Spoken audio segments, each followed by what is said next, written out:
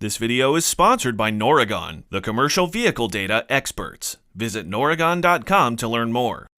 We see the news all the time. New autonomous trucks being tested, more autonomous technology is coming out, but all of that technology will do you no good if you don't have a city that's willing to help you use it in logistics operations. So how are concerns like safety addressed? How do these partnerships get started?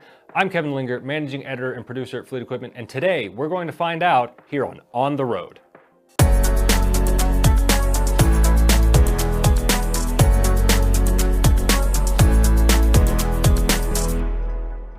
Ian Kinne, the Director of Logistics and Innovation at Hillwood and the leader of Fort Worth's Mobility Innovation Zone. I really want to thank you for sitting down with me today. This is certainly an interesting and developing topic. We got a lot of questions, so I'm just going to jump right in. So what factors make the Fort Worth Mobility Innovation Zone and the broader AllianceTexas region an attractive hub for these autonomous trucking companies? Yeah, well, first and foremost, thanks for having me this afternoon. Always great to talk about this. And Fort Worth's home for me. It's where I've grown up. It's where I've been raised, and it's where I work every single day now. So I'm excited to talk about this and how we're helping shape the future here in AllianceTexas. And so I think, for your question, kind of what makes the AllianceTexas region really attractive to these autonomous trucking companies. I mean, at various levels, we've worked with just about every single autonomous trucking company now in the industry. Some much more deeper and more public than others. We recently announced our new facility with Torc Robotics here in AllianceTexas. That's a 17-acre facility for Torc, and that'll be really to help them advance and begin to commercialize their autonomous trucks on the I-35 corridor. So really excited about that. But it's a pretty common story on these trucks, especially here in DFW, starting to locate here. And I think a big part of that is just when you take a step back and look. I mean, it's the same story we've been saying with a lot of our traditional industrial customers, and that's central U.S. location with major infrastructure here. So you've got, obviously great interstate networks, 35, 45, 20, 30, all here in North Texas. It's one of the largest, if not the largest, freight markets in the U.S. And then also, so you've also got those two factors kind of combined into location as one. Next one I would say is really the weather here. And so having the ability to test year-round for the most part, and have relatively flat, consistent atmospheres has been able to kind of get the easy parts out early, start to commercialize those lanes first. So that's been a big deal here. Very sunny and hot in the summers, which as someone that lives in Texas year-round, I've grown to appreciate the summers. And then the last thing is really the regulatory framework. So the state back in 2017. With Senate Bill, I think it was 2205, really enabled companies to come here and begin to commercialize autonomous vehicle technology. And the state took a different approach in that they said, rather than being closed off to new technology, we want to be on the forefront of this, but also ask the questions and ask as a state, how do we begin to work with these companies and help them commercialize here within our state and the jobs that come with that. So I'm sure we'll talk about it later, but some of the loss of jobs, but also there's also these new jobs. And I think you talk about anytime there's been great technological advancement in history, there's been a net gain of jobs. And you think about what that means for a state like Texas and some of the technology talent we have here as a state. It's really exciting when you think about the future and what my kids will be able to experience in their work lives. So anyway, there's a few reasons, but we're excited to have it all here. Right, very forward-looking thoughts. Now, one of the big names we've seen, and you did mention, is Torc, working in autonomous vehicle development. But what determines whether a company can operate and partner with Fort Worth, and why might some companies not meet these requirements? Yeah, so at the end of the day, Fort Worth, is not determining whether companies come and go here to AllianceTexas. And ultimately, AllianceTexas is, we're a 27,000-acre master plan development. We make up parts of 7 cities, 4 school districts, 2 counties, one state. But here, so we have a lot of different stakeholders, and we also have been here for 35 years as Hillwood, as real estate developers of Alliance, and we'll be here for another 35 years at least, developing the rest of our land. And so, one, I think from just a stakeholder perspective, there's a lot of stakeholders here, and there's a lot of groups we have to work with. But I think within Fort Worth, it's very important. The city set up, really their innovation districts, and they've been very forward thinking on, how to attract best and brightest companies here. But you have to make sure the companies you're working with are first and foremost safety is the number one concern. They're in compliance with all the different state and federal legislatures around this, and then ultimately they're focused on growing in the right way. So there's been a few different groups that are here currently. Here in AllianceTexas, notably, are Torc and Gatic. We've had a few others, and then also within Fort Worth, you also have Volvo's Autonomous Trucking Group here, as well as Aurora. So there's a really good story here just in the Fort Worth area. So very excited about that. What role do public-private partnerships play in launching these operations? How does something like this even get started? Well, Mobility Innovation Zone was a privately funded initiative, but I think when you look at AllianceTexas, the PPP, the public-private partnership, has been absolutely core to everything we've done here within AllianceTexas. I mean, Alliance, like I mentioned, with 27,000 acres and over 65 million feet of product built to date, we have some pretty robust transportation needs. And part of why we as a company care so much about autonomy is we are trying to better understand how our customers will move freight in the future. And I think when you look at the total supply chain costs in the U.S., whether that's a $2 trillion figure or a little bit less, where we're reading, transportation is about 70% of that, and real estate's only about 8%. And so when you think about how transportation impacts real estate decision making, it's a big part of the process and why we have to care so much as real estate developers. We build 4 walls and a roof at the end of the day, but we have to work very closely with our city to ensure that the networks, the roadways, the infrastructure to get to those buildings and to power up those buildings is in a place where our customers are enabled and encouraged to do what they need to do for their business to be successful. And so since beginning of AllianceTexas, we've got about 1.1 billion of public investment here in Alliance, and about 16.3 billion of total investment. So that's about a 16-to-1 ratio, public to private. And then also since then, we've had our cumulative economic impact now in the region of over 130 billion. So with 66,000 jobs here daily. So public plays a big role. And when you look at the history of AllianceTexas, the Alliance refers to the original 3P that formed Alliance, which was a partnership with the FAA, the city of Fort Worth, and Hillwood to form the Alliance Airport, the world's first industrial airport. And so we work very closely with Fort Worth since day one. But I guess the point of all this, put a bow on it, is there are a lot of stakeholders to consider in all of this. And it's much broader than just Fort Worth. So autonomous trucking, it's developing, it's moving quickly, but it's still a budding branch. And there are some concerns. I want to start with the big one you've already mentioned, and that's safety and sort of regulations around that. So what measures are being taken, whether by the Mobility Innovation Zone or by the city, to ensure the reliability of autonomous trucks, keeping other drivers safe on public roads? Yeah, absolutely. And I think it goes back to really the fundamental problem set that the industry is trying to solve with autonomous vehicles is better safety on the roads. And so that is the core statement, I think, in a lot of these the companies that are leading this right now. And when you talk to some of our customers, they're not looking at it from a reduction in labor costs. They're looking at it from just the insurance premiums continue to rise. And you look at the cost of insurance, you look at the cost of nuclear verdicts across their fleets, and what that's done to certain carriers through the years. And so if they're able to do their core business of delivering freight in a safer, more direct manner, then I think they're open to different technology solutions. I mean, you've seen some of the massive gains that have been made from some of the lower level autonomy, if you call it that, with just lane keeping and forward collision assist and making sure that drivers' eyes are on the road. You've seen some pretty dramatic changes in driver behavior and also the risk profile of trucking companies. So you've seen this sharp downtick, I think, in a lot of those accidents, but also you're seeing a sharp uptick in nuclear verdicts at the same time. And so trying to balance that, I think, is important. And so at a state level, absolutely been focused on doing this in the right way. So the framework I mentioned, 2017, kind of laid the initial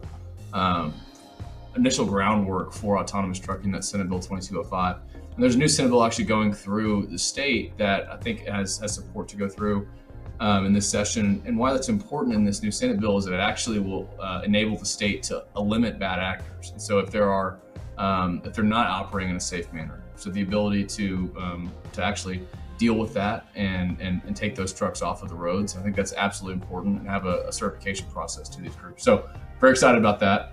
But I think also, when you think about some of the partnerships that have happened with TxDOT and others, I mean, a lot of these autonomous groups working very closely with TxDOT to report road conditions and understand and to get data from TxDOT on on construction zones, for example, and understanding that construction zone is coming up, slow down, operate in a safer manner, get to the left, as an example. So when you think about things like that and the data, that rather than being an emotional decision process, it is very much a if then response. And so I think that in turn will create some better safety outcomes. And also when you think about over time getting away from the hours of service requirements, that and can in turn maybe start to reduce some of the average speeds on roads. I mean, you've seen some of the data from some of the autonomous trucking companies that were published, and they talked about these fuel savings on some of the routes they've been running, and that was big double-digit percentage fuel savings, which I think from any fleet is, how can you eliminate double digits of fuel? Right. And it's huge. But what they did was essentially they didn't have to have the hours of service, and so the speed was set lower than a typical carrier might have it at. So part of that is safety, part of that is efficiency and economies of scale, and ultimately what they're able to save for their carriers. But ultimately, at the end of the day, the city and the state and AllianceTexas, we're all focused on safety first, and ultimately want to integrate this in the right way for our customers. Yeah, that is very important. And there is another big concern that's sort of a double-edged sword in the industry. There's the argument on one hand that autonomous freight can reliably move, without, like you said, the hours of service requirements, and it can do it despite a driver shortage. But on the other hand, some say autonomous vehicles will take drivers' jobs away. So with this still being new, how are those concerns being addressed?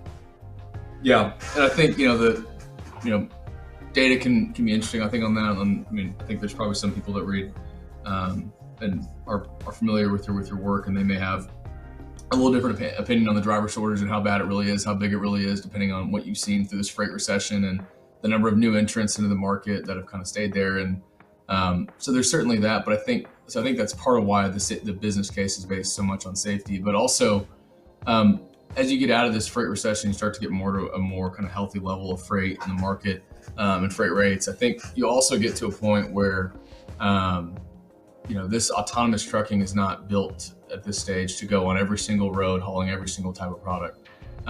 There are absolutely defined lanes where this will be very focused, and we've seen a lot of that here in Texas. I mean, some of the first routes, were Fort Worth to Houston and then Fort Worth to El Paso were kind of the two big ones. Aurora's been very public with those, and a few others have as well. But a third leg is now evolving, and that's Fort Worth to Laredo as well. And so all of those are on major interstates that are longer than except for the Houston route, longer than 500 miles.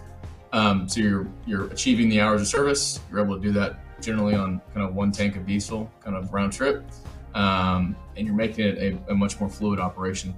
So I think there's certainly that, but also when you look at that, this is still on the hub-to-hub model. This is not going door to door, and so there will absolutely be a need for local delivery drivers in all of these scenarios for the next few years. And so something I like to talk about, and I think is important, is that if you're a truck driver now, the absolute likelihood is that you will still be a truck driver for as long as you want to be. There will be jobs, there will be plenty of opportunity to be a truck driver. I think what we're talking about is a more defined routes on these kind of over the road, long haul, away from families, away from your home. How do you start to get some of those in more customer facing, more relationship roles that humans are good at, and less of the monotonous, boring, hard to stay focused routes that traditionally have been harder to hire for than some of the local delivery routes. And so there's absolutely some labor challenges, but I think as a city, they've done a very good job of working with some of the local community colleges as well on educating. So one, the workforce that's needed for the autonomous vehicles. So whether that's, the software, the hardware, the actual just diesel mechanics, things like that. But then also it's upskilling and having a workforce training initiatives that are prepared for if someone who's a truck driver, loses their over the road, job and they don't want to be in the local delivery route. what are the options that are available to me? And I think having that kind of balanced approach to, one, understanding the problem, but also having, good new talent coming in, and then also the ability to retrain existing talent and have them be productive in the workforce is absolutely critical. In addition to the community college education efforts, there's also got to be some community impacts for businesses and local community members. So what can they anticipate to come from this autonomous hub in the area?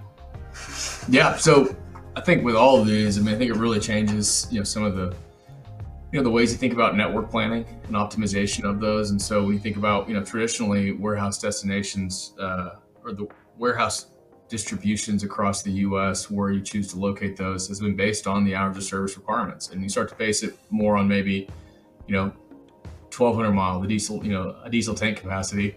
I think that starts to completely change some of the real estate decision making. So I think one, just sticking to the fundamentals and having a very good story here.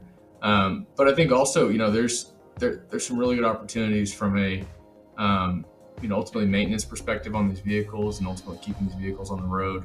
I think ultimately when you get to scale on this, really the winners and losers in autonomy, once you get past, really this initial commercialization, will be based on uptime and how long can you keep trucks operating and rolling and hauling freight. And how can you optimize the network in a way where you're minimizing, air miles essentially, or how, I don't want to be hauling air. I want to be hauling, revenue generating loads and maximizing that area wherever I can. And then also I think when you look at just an area like Dallas-Fort Worth, we're currently about 8 million people, but we're going to be 11.5 million people by 2045. So 3 million people, something we don't have enough of. And I think it's the same story in most large growing areas is we don't have enough roadways. We have traffic here to a degree. So absolutely infrastructure upgrades are coming. We did a grant this past year for some new lanes here in Alliance. I think that's absolutely critical. So new infrastructure jobs for sure. But then also, if there's the ability to start having some of these trucks, haul at night primarily, where maybe it's autonomous trucks hauling when it's maybe not as crowded on the interstates and take some of the congestion off the roads. I think that also will alleviate some of the concerns as well. So ultimately, I think there's a few different ways to look at that, but I think, at the end of the day, Fort Worth and DFW is in a very good position, center of the country with good infrastructure to continue to be at the heart of this solution. And always talking about autonomous trucking, it's kind of forward looking. Some of it's here now, but it's always what's coming next. So are there any key milestones for scalability, alternative fuels, anything like that that's on the horizon for the Mobility Innovation Zone? Yeah, so we've spent, since our first customer in autonomous trucking was in 2020, it was too simple. We did the first ground up autonomous trucking hub for them. I've actually since leased that to Gaddix, so autonomous box trucks. And so really good to kind of see that life cycle change of that facility. We just announced our new facility grand opening with Torc, which is really exciting. There's a few other groups we're working with very close right now that hopefully we'll be able to announce those. But we're also spending a lot of time looking at energy, future fuels, and ultimately connectivity for these vehicles and understanding, how we can better support them as well as our existing customers here. And we have a lot of groups that are starting to deploy electric vehicles, whether that be delivery vans or kind of the last mile vehicles. Also given our intermodal hub here with BNSF Railway, there's a lot of demand for drayage and that kind of local delivery routes. And so that's a good use case for electric vehicles. And so we will begin to spend a lot more time with electric trucks. And I think, the fundamental value proposition with autonomous is really effective over 500 miles, given the hours of service once again. And so that really doesn't work with any electric, but it works very well with diesel still. And I think that will continue to be the fuel of choice for autonomous vehicles. But once you start to have some of this better battery density and energy, I think you'll start to have a lot better, start to have some of that overlap of autonomous and electric over time. But for now, I definitely will continue to see the industry be relying on diesel, and then some of that last mile kind of to and from the hub-to-hub model will be certainly using electric trucks. Yeah, and we look forward to getting any press releases and news as you guys have it. It's always interesting to see what's on the forefront. Ian Kinne, thank you for being here. Anything you want to say before we part ways? No, I mean, I really appreciate you having us on or having me on today. I think Fort Worth has been incredibly supportive in this and very forward thinking as a city. I don't think you see very many developers speaking favorably about a city they operate in, but the city has an innovation department that has been hyper focused on attracting the best and brightest type companies here to Alliance and here to Fort Worth, and we're really excited to continue to work with them on projects as they arise. And I think a lot of those will be around autonomous vehicles, especially autonomous trucks. So excited to keep sharing the news with you guys, and appreciate you having me on today. Absolutely. We'll be watching. Thanks for stopping by.